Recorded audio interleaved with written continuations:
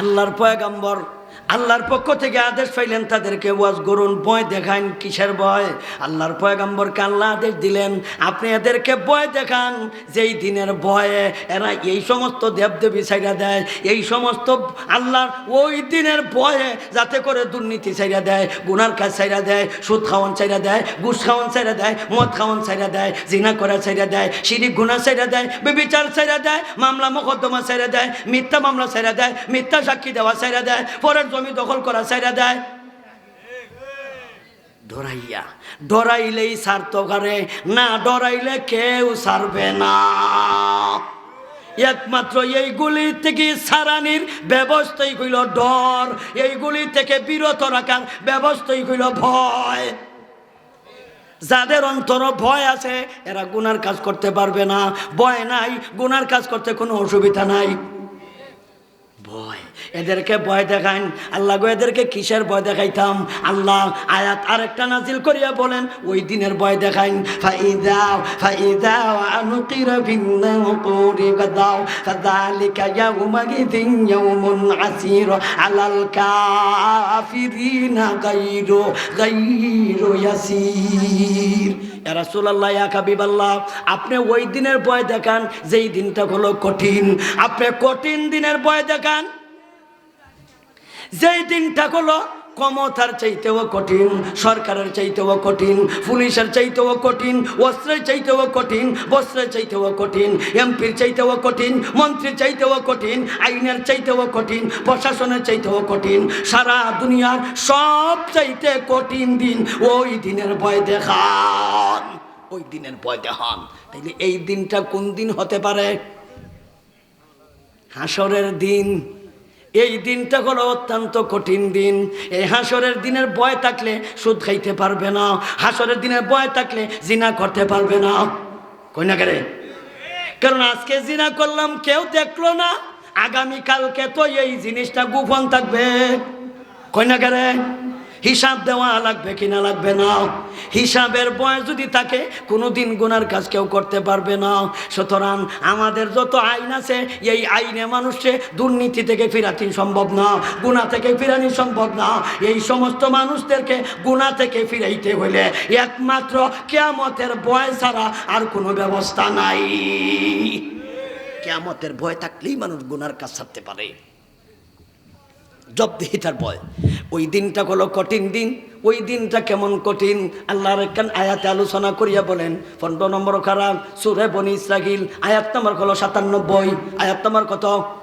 97। আল্লাহ বলেন ওয়া নাহশুরুহুম ইয়াউমাল কিয়ামাতি আলা বুজুহিহিম উময়া ওয়া বুকুমান ওয়া সুম্মা মাআবাহুম জাহান্নাম কুল্লামা আকাবাত জিদনাহুম সাগীরা।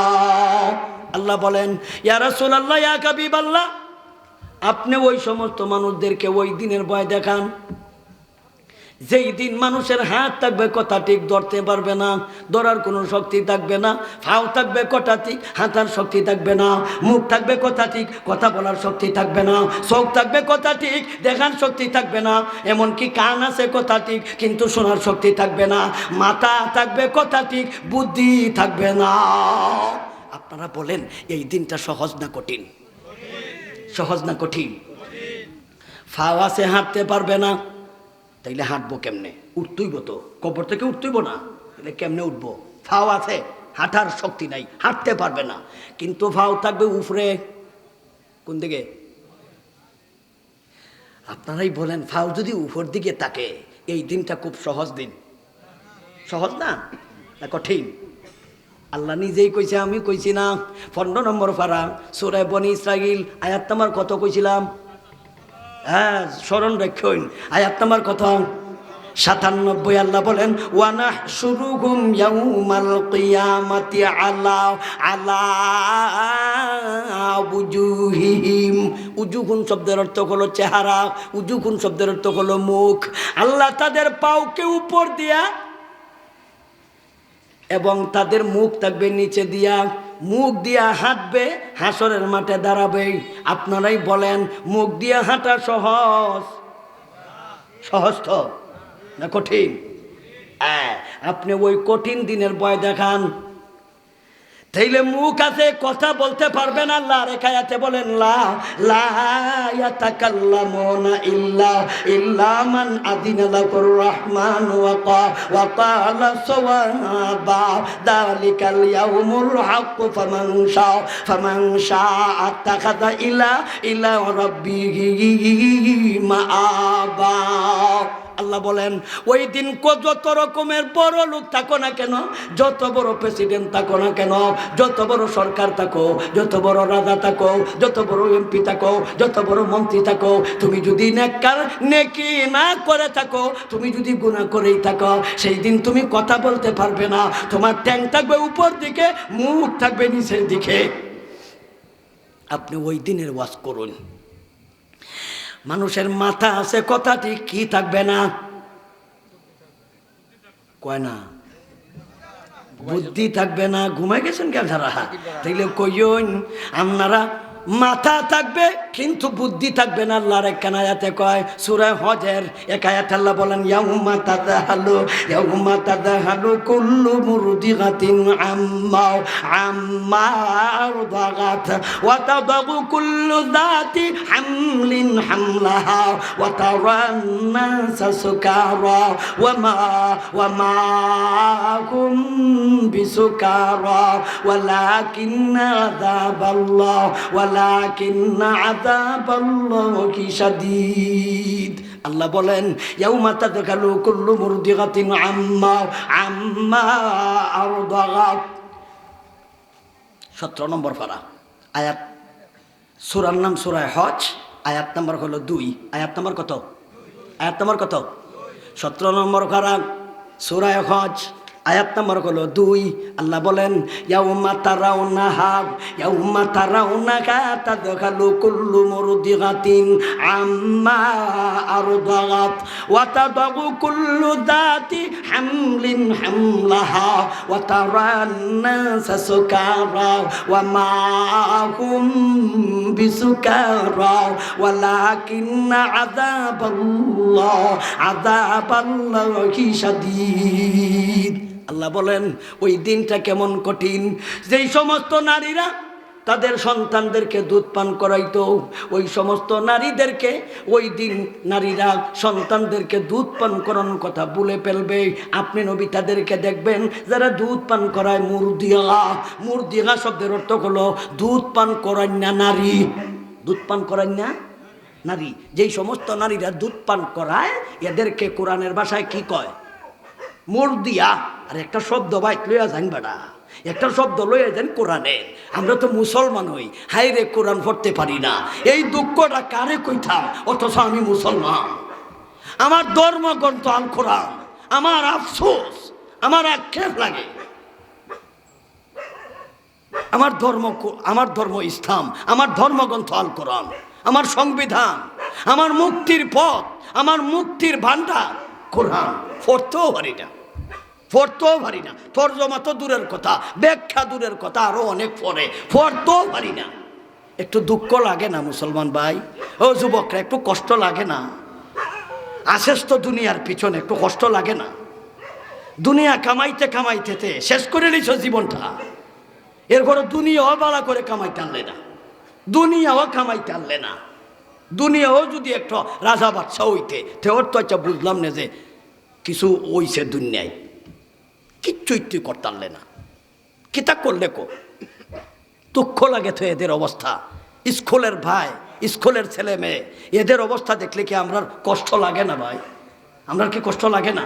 আরে আমরা শাসার, আমার শাসা তো ভাই, আমারও একটা ভাই, আমারও একটা বোন, আমার ওই বোন, আমার ওই ভাই, কিন্তু কোরআনটা পড়তেও পারে না, কোরআনটা বুঝেও না। এমন মানুষ আপনার বাংলাদেশও নাই। এই যে আমার এক ভাই কইছে যে বয়স্ক মাদ্রাসা দিছে কিন্তু ছাত্র নাই। এর বয়স গেছে কিতে কইয়াই তো চিন্তা করে তারা দেখছে গেছে তো গেছে, এরা টেনশন এটাই কি থাকো গেছে তো গেছে, বয়স গেছে গা, এর লাগে তো ফাইন না আপনি, এরা তো টেনশনও আছে, তো গেছে তো গেছে। গিয়া না, এখনও লাভ আছে, এখনও লাভ আছে। হুজুর আপনার ওয়াজটা করে লাই কি দেখুন, এখনও লাভ আছে। যদি আপনি কোরআনটা পড়া শুরু করুন আর মরে যান গিয়া, আপনি শুরু করছেন বয়স্ক মাদ্রাসাতে, এখন বুঝছেন জীবন কাটাইছি, বেকার কাটাইছি, দুনিয়াও কামাইতাম পারলাম না, পরকালও কামাইতাম না। এখন বুঝছি হুজুরে একটা বয়স্ক মাদ্রাসা দিছে একটা জায়গা। যদি আপনি যাইয়া কোরআন শরীফটা অক্ষর পড়া শুরু করুন, কিছুদিন পরে আপনি মরে যান গা। যেহেতু তুমি চেষ্টায় আছিলা, হাসরের মাঠে আল্লাহ তোমাকে একজন হাফেজে কোরআন বানাইয়া উঠাইব। আপনি যে শুরু করছেন, আপনি যে চেষ্টা করছেন, আপনারা আল্লাহ পাক্কা হাফিজ বানাইয়া হাসরের মাঠে উঠাইব। কালুয়ার থেকে ইনশাল্লাহ পাইবেন। এই ওয়াজ নিয়ে আলিছে, ওয়াজ কইরা দিছে, হ্যাঁ ওয়াজ করে দিছি। তাইলে আপনি যদি হাসরের মাঠে ওই সমস্ত হাফেজদের কাতারে দাঁড়াইতে চান, আপনি যদি জাহান্নাম থেকে মুক্তি পেতে চান, আল্লাহর নবীজি একখান হাদিস ইরশাদ ফরমান।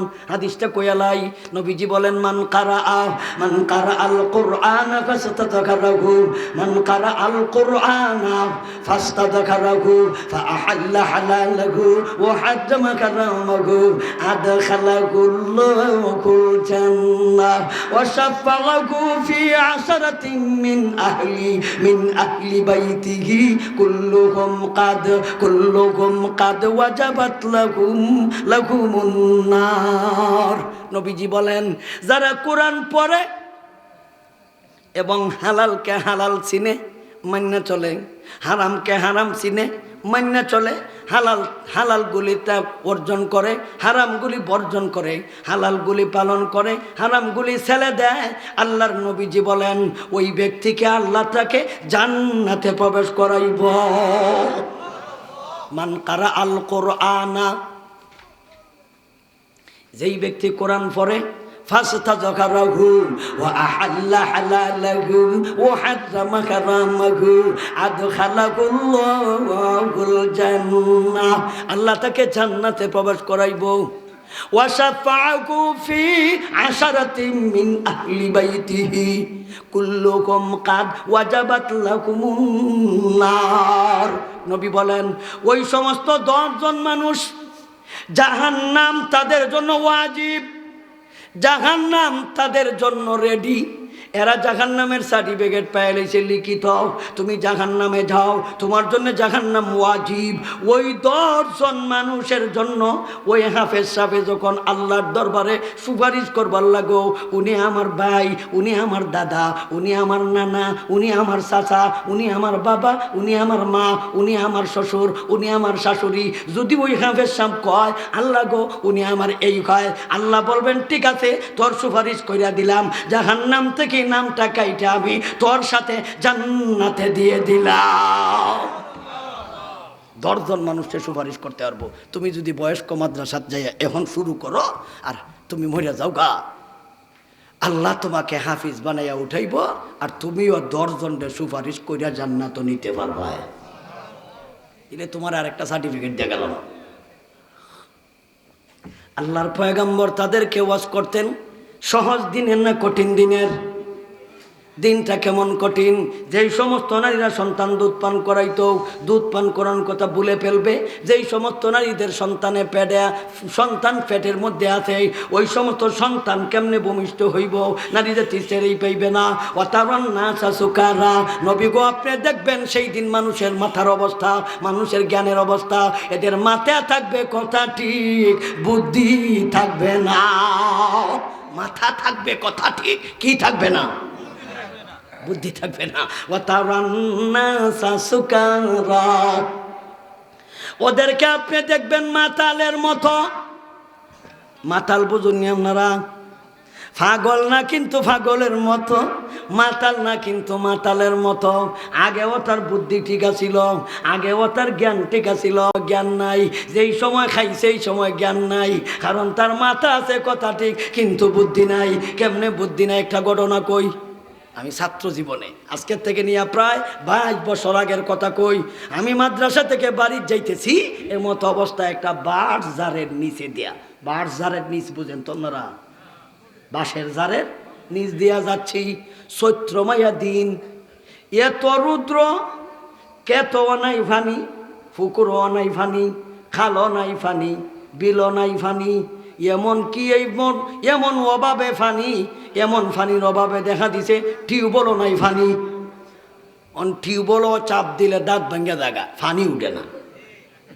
এমন পরিস্থিতি হয়নি। ওই এরকম পরিস্থিতির মধ্যে চতুর্দিকে ফানি নাই, হাহাকার। একজন লোক আমারে বাজারের নিচে থেকে আমারে কইতাছে, মৌলবী জলদি আয়, ইলিশ মাছ ধর।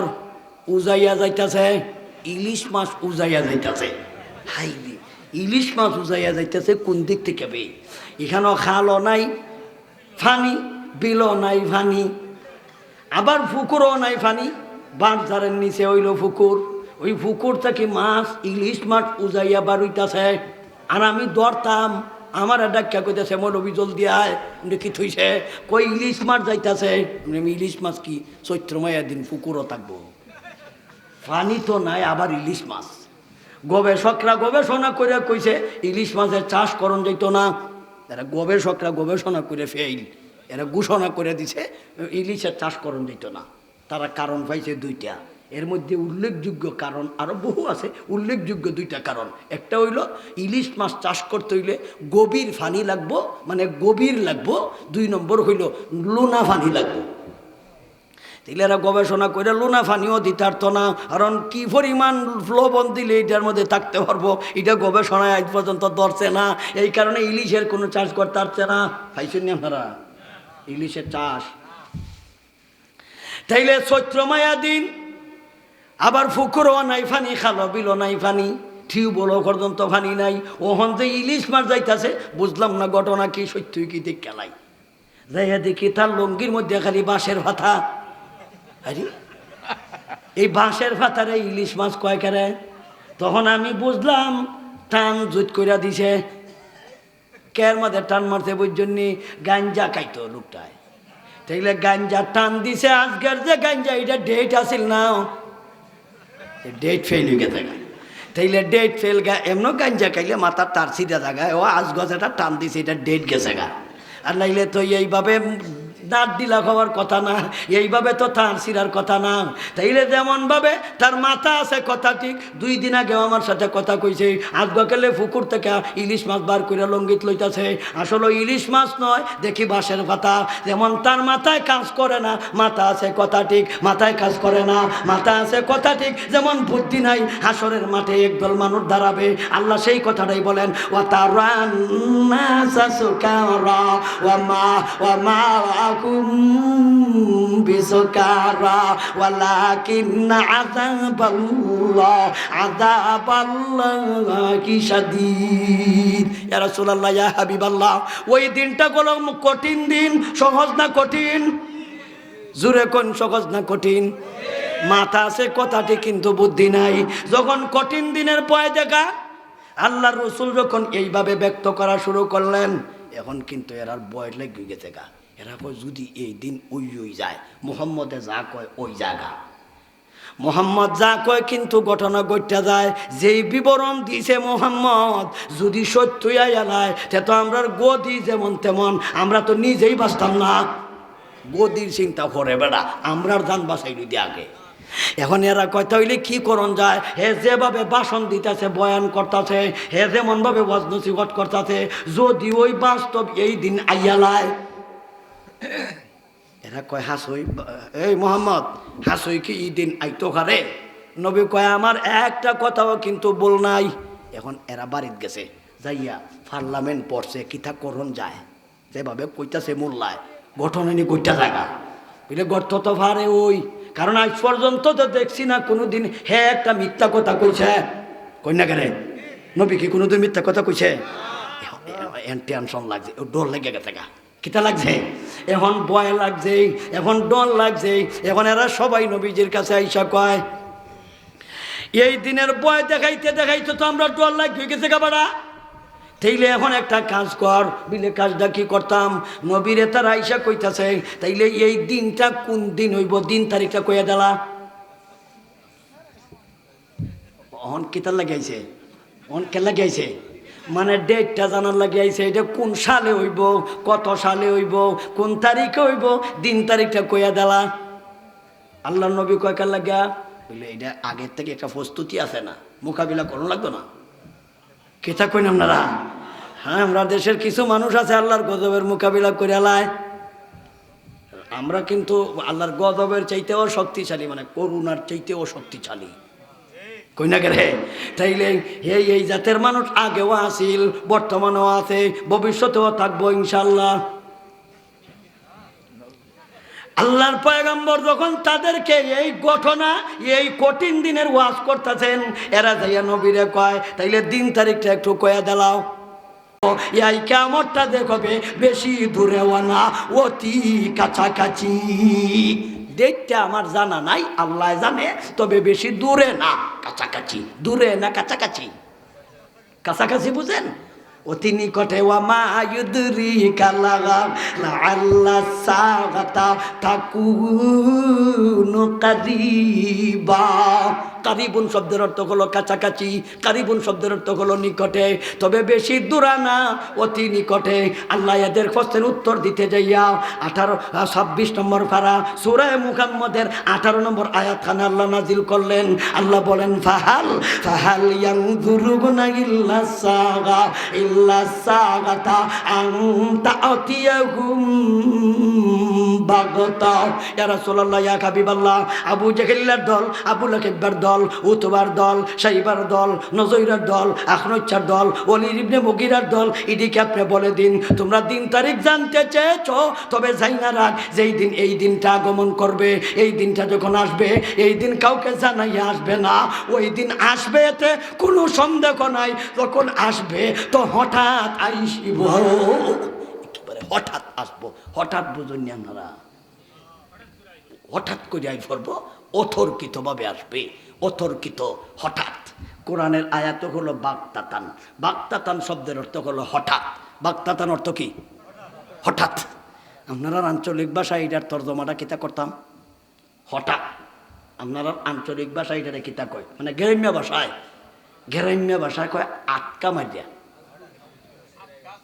আটকাবো। কি হইব? আটকাবো। তাইলে আপনার মরণটা ওইটা একটা কিয়ামত, ওই দিন কিয়ামতটা তো কিয়ামতের দিন, সুতরাং এই মরণটাও কিন্তু আটকাবো। কোনো দিন আপনারা জানাই আসবে না। আপনার টাচ মোবাইল আছে, কথা ঠিক, ফেসবুকের ভিতরে আছেন, আপনার ডাটাও আছে, আপনার এমবিও আছে, কিন্তু জানাই আইতো না। আপনার মোবাইলও জানাই আইতো না, ফেসবুকও দিত না, ইউটিউবও দিত না, আপনার টিভির মধ্যে দিত না, পত্রিকা তো দিত না। যখন আসবে, কি আসবে? যখন আসবে তো আটকাইব, যখন আসবে তো আটকা আসবে। ওই কথাটা নবী আপনি তাদেরকে বলে দিন, ফাহাল ইয়ানজুরুনা ইল্লা সাগাতা আন তা'তিয়াহুম বাগতা। যখন আসবে তো আটকা আসবে, যখন আসবে তো হঠাৎ আসবে। আসার পরে কি হবে? আল্লাহ বলেন ফাআন্না লাহুম ইযা জাআতুহুম যিকরাহুম। ওই দিনটা যখন এসে যাবে, তখন ওই সমস্ত মানুষদেরকে বলে দিন তোমরা সেই দিন কিছুই করার থাকবে না, কিছুই করার থাকবে না। ও ভাই, আমারও তো মরণ হবে, আপনারও মরণ হবে, এতে কোনো সন্দেহ আসেনি। তাইলে আপনার যখন মরণ আইসা যাইব আজকা বা কালকা বা এখন, আপনি কি করবেন? কিছু করার থাকবে? তাইলে আপনি কি নিয়ে যাইতেন? আপনি যে এত বড় দূর, এত দূরের রাস্তা পাড়ি দিতেন, ফুলচিরাতের ব্রিজ ফাড়ি দিতে হবে, 30,000 বছরের রাস্তা, চুলের চাইতে আরো চিক্ষণ, দাঁড়ানো তলোয়ারের চাইতে আরো ধারালো, আমাবস্যার চাইতে আরো অন্ধ, 10,000 বছরের সোজা উপর দিকে, 10,000 বস্তা লম্বা, 10,000 বছর লম্বা সামন দিকে, 10,000 বছর আরো নিচের দিকে, 30,000 বছরের রাস্তা ফাড়ি দিতে হবে। আপনার মাল কই? ভাড়া কই? ভাড়া কই? টেহা কই? এই কথাটাই আল্লাহ আমাদেরকে স্মরণ করাইয়া দিতে চায়। এখনো ভালো আছে, তুমি গুনার কাজ ছাইড়া দাও, এখনো ভালো আছে, নেকির কাজ করো, এখনো ভালো আছে, মাল কামাও, এখনো ভালো আছে, সৎ কামাও, এখনো ভালো আছে, দিনের পথে আসো, এখনো ভালো আছে, দিন কায়েম করো, এখনো ভালো আছে, দিন পালন করো। কারণ তোমার মরণ দেরিতে না হঠাৎ? জানাই আইব না এমনি? এমনি যখন আসবে যুবক, তখন মানুষে তোমারে কইব অকাল মৃত্যু। কি কাল? অকাল। আসলে মরণের কোনো অকাল নাই, বিকাল নাই, সকাল নাই, দুপুর নাই, কারণ মরণের কোনো কাল নাই। আসবে যখন আটকা। কি আটকা? ওই কথাটাই আল্লাহ বলেন, ফাহাল ইয়ানজুরুনা ইল্লা সাআ ইল্লা সাআতা তা'তিয়াহুম বাগতা।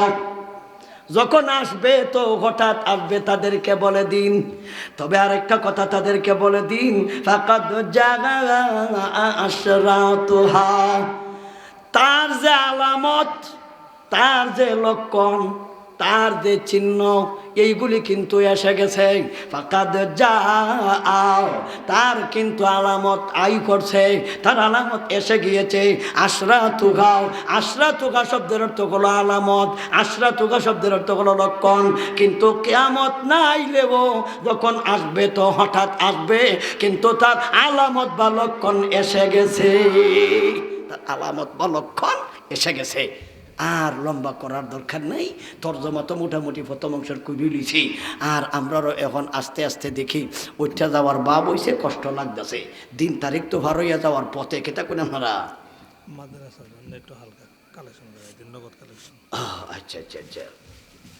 এই যে আল্লাহর নবীজি বলেন ওই দিন আসার আগে আগেই এমন একটা দিন আসবে, নবী বলেন কিয়ামতের পূর্বাভাস, কিয়ামতের পূর্ব লক্ষণ নবী বলেন, ওয়া হাত্তা ইয়াকসুরা ফীকুমুল মালা ফায়াফিদু। এমন একটা যুগ আসবে, একদিন সমস্ত মানুষ ধনী হইয়া যাবে, একটা গরিব সমাজও থাকবে না, একটা গ্রামের ভিতরে একটা গরিব থাকবে না। ও গরিব ভাইরা, তোমাদের জন্য সুসংবাদ।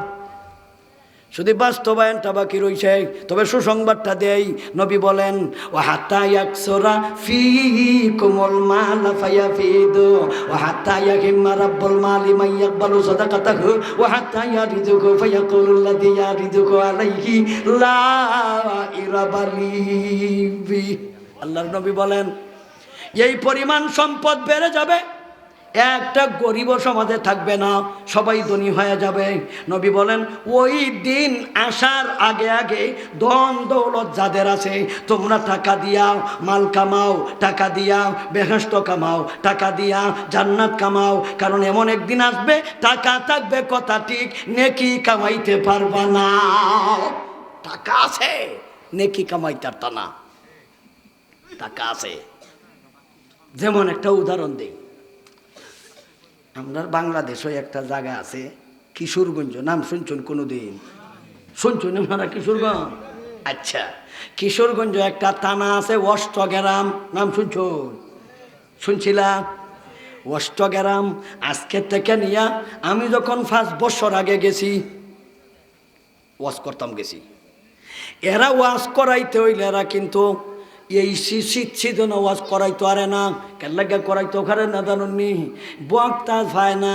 কারণ এরার শীত সিজনও রাস্তা নাই, কি নাই, কিন্তু তাদের বর্ষার সিজনও রাস্তা আছে। ও নদীর উপরে দেয়া ফালি কেটা আছে, নৌকা দেয়া। তাইলে নৌকা দিয়া তাদের গ্রামও যাইতে গায়। তাইলে আজকের থেকে নিয়ে 5 বছর আগেও অষ্টগ্রাম, ইটনা, মেটাবন আমি কোনোদিন গাড়ি লইয়া যাইতে পারছি না। এদের গ্রামও ওয়াজ করি আজকে 22 বছর ধইরাও, এদের এলাকাতে 22 বছর যাবৎ ওয়াজ করি, আমি কোনোদিন গাড়ি নিয়ে যাইতাম পারছি না। কিন্তু এদেরকে জিজ্ঞাসা করলাম আপনারা চলেন কেমনে? একজনে কয় হুজুর আমরার চলার ব্যবস্থা হইল নৌকা দিয়া, তবে হুজুর আমারও প্রাইভেট গাড়ি আছে 4টা। আরে সর্বনা, বেড়ার প্রাইভেট গাড়ি আছে 4টা, কিন্তু গাড়ি থাকলে কি কাম হইব? গাড়ি চলে না। কই না গেলে আমার গাড়ি আছে, বেড়া ডাহা গাড়ি লই আসা হে, কিন্তু তার গ্রামও যাইতে হইলে নৌকা দেওয়া যাওয়ান লাগে। গাড়ি তৈও কিন্তু চলতো আরে না। কই না গেলে গাড়ি আছে কথা ঠিক, বাড়িতে লইয়া যাইতো আরে না। গাড়ি আছে কিন্তু বাড়িতে নিতে আরে না। কি নাই?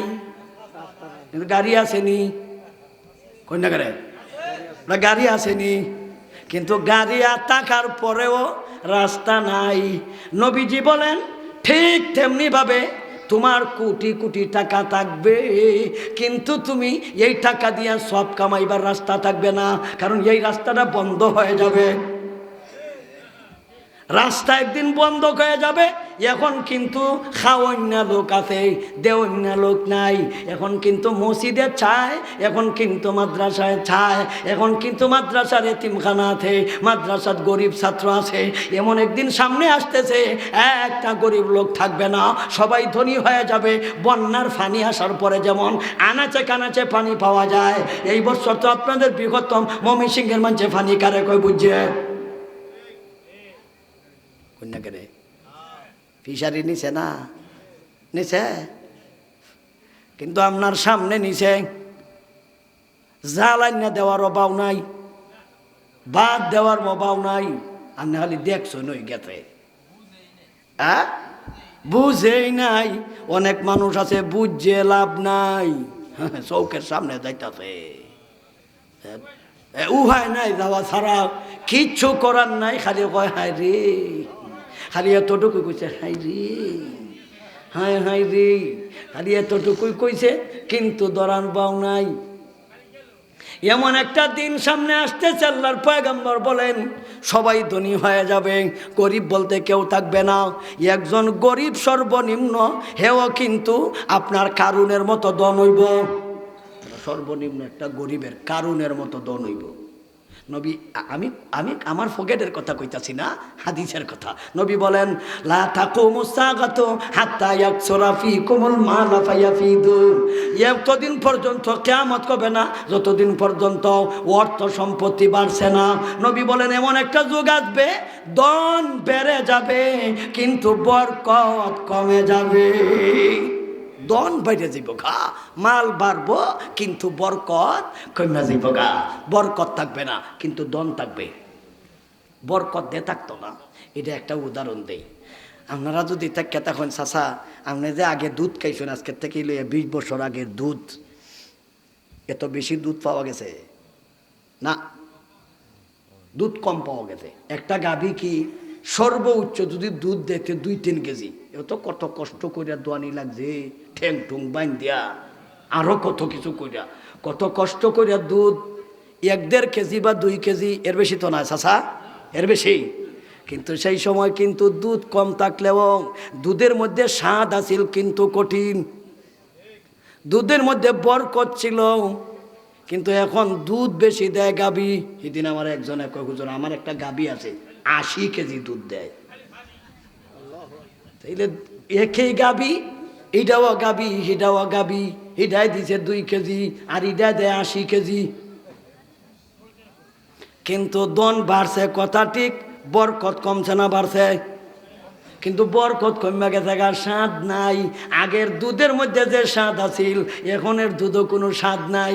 এখনের গাবি যেটা 80 লিটার দুধ দেয়, এই দুধ খাওয়ান আর টিউবওয়েলের পানি খাওয়ান বেশ কম নাই, কই না গেলে বেশ কম নাই একরকমই। আল্লাহর নবী বলেন ওই দিন আসার আগে আগে টাকা দিয়া মাল কামাও। এখন যাদের টাকা আছে মাল কামাইবার সময় যায়, মানে নেকি কামাইবার সময় যায়। এখন নেকি কামাও, এমন একদিন আসবে টাকা থাকবে কথা ঠিক, কিন্তু নেকি কামাইতে পারবা না। এই অষ্টগ্রামের লোকের মতো, মানে গাড়ি আছে কথা ঠিক, বাড়িতে নিতে পারে না। কিন্তু এখন ইদানিং দেখছি যায় এর খরচ যাওয়ার পাও নাই, ফেরি ছাড়া। এখনো ফেরি লাগে, তবে ফেরি দিয়া এখন অষ্টগ্রামের মানুষে গাড়ির চোখ দেখছে। আজকের থেকে নিয়ে আমি 17-18 বছর আগে তবে কিস্তাই হয়েছি না, রাস্তাও নাই। ইদানিং তো বাংলাদেশের যত কাম আছে একলা নিছিল গা আমরা রাষ্ট্রপতি যাবে, এমন জায়গায় দিয়ে রাস্তা বানাইছে। ও নবী যে কইছে বিলে কিয়ামতের আগ মুহূর্তে এমন কোনো জায়গা থাকবে না যেই জায়গা পিচ রাস্তা হবে না। নবী কইছে রাস্তা হবে, যেই জায়গাতেই মানুষ থাকবে এই জায়গাতেই রাস্তা হবে। আর এমন এমন জায়গা মানুষ আবাদ করবে, নবীজি উদাহরণ দিয়া বলছেন ও হাত্তা ইয়াবলুগাল মাসাকিনু ইহাবান আও ইহাবা। নবী বলেন ওই যে একটা জায়গা দেখা যায় এটার নাম হলো ইহাব। ইহাব পর্যন্ত আমার উম্মত আইসা বসত বাড়ি করবে, এরা হিসাব বাড়ি বানাবে, বিল্ডিং বানাবে, রাস্তা বানাবে। এমন এমন জায়গা আবাদ হইছে, এমন এমন জায়গাতে বাড়ি বানানো হইছে মুরব্বীরা আপনারা কোনোদিন কল্পনাও করেন নাই। মিছা কথা কইলাম? কিয়ামতের পূর্বাভাস।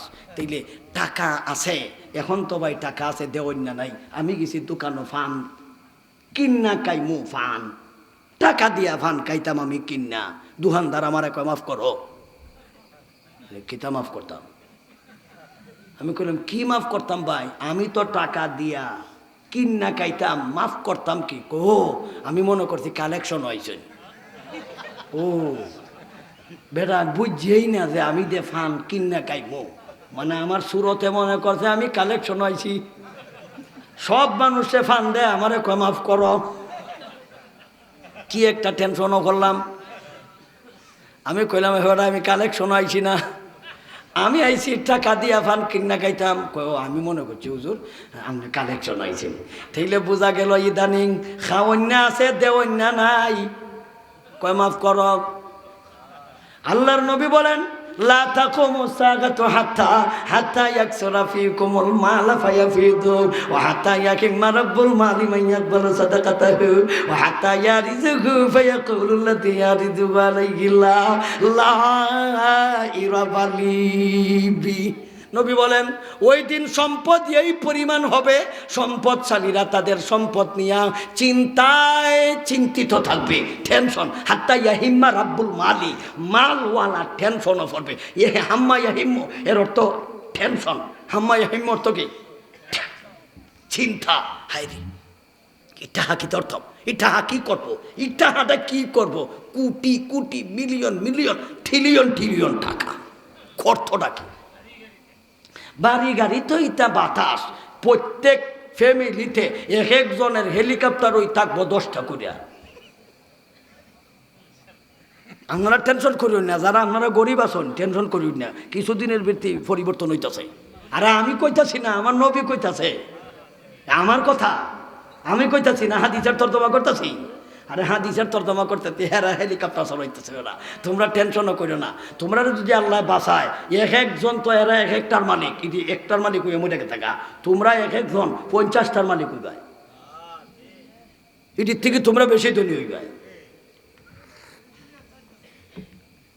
এটা আমার কথা না নবীজির কথা? তাহলে বাস্তবায়ন হবে, নাহলে কিয়ামত ওইঠই নাই। নবী কইছেন লা তাকুমু সাআতু, কিয়ামত হবেই না যতদিন পর্যন্ত হাত্তা ইয়াকসুরা ফীকুমুল মালা ফায়াফিদু। সম্পদ বেড়ে যাবে, সম্পদ বেড়ে যাবে, কিন্তু বরকত কমে যাইব গা, বরকত থাকবে না। খাওয়া খাদ্যত বরকত নাই, কামাইতে বরকত নাই, দিনের বরকত নাই, ঘন্টার বরকত নাই, সময়ের বরকত নাই। কইনা গেরে খাইতাছি বরকত। হাই রে সর্বনাশ, এখন খাওয়ান। আগে তো আমরা খাইছি যে দেশি মুরগ, কত একটা টেস্ট লাগছে। এখন আগে কিন্তু মুরগ কম আছিল, কিন্তু খাওয়ানো বরকত আছিল, স্বাদ আছিল। এখন মুরগের অভাব নাই।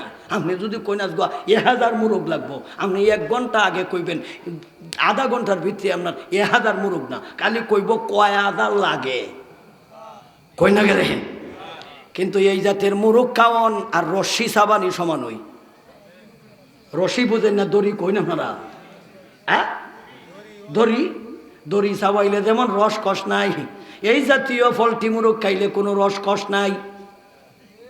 কিন্তু মুরগ আছে কথা ঠিক, সম্পদ বাড়ছে, মুরগ বাড়ছে, কিন্তু বরকত কমছে না বাড়ছে? বরকত কমে গেছে গা, বরকত নাই। কি নাই? স্বাদ নাই। চাচা ফাঙ্গাস মাছের কথা তো আর কইলামই না। কিন্তু ফাঙ্গাসের কথা কইলাম না, ফাইবা মাছের কথা তোর বাদ হইতে লাইলাম। আর কই মাছ আর যে বাম্পার মাগুর, মাগুর দেখতে কত ভালো বড়, সর্বনাশ। ইটা কাইয়া দেখুন মাটি খাইছুন না মাগুর খাইছুন?